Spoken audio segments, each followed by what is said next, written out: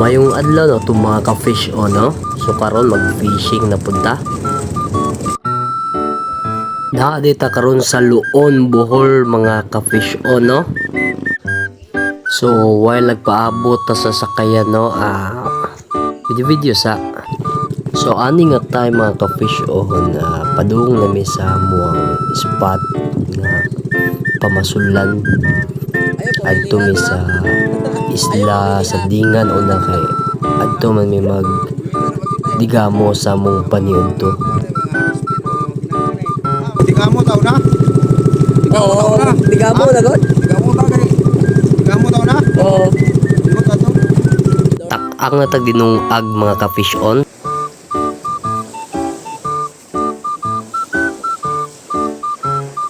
Digamo sa tagay sa ta mag fish on dia. Tuba. So karon andam na tas tong mga lamasin diha. Hiwa tag kamatis dayon sunod na to ng sibuyas. Ayon ato after na isunod ding ato ang luya kay maghimo tag sawsawan sa ato ang sinugba nga karning baboy ug manok. Kinauboy style ra din ang pagkasugba kay nakalimot migdalag sugbaan. Kao da itlog guys, kao itlog.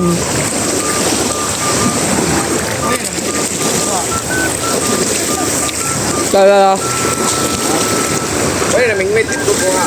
itlog ko. Ano yung mga karne baboy ko? Ha? Sirbes.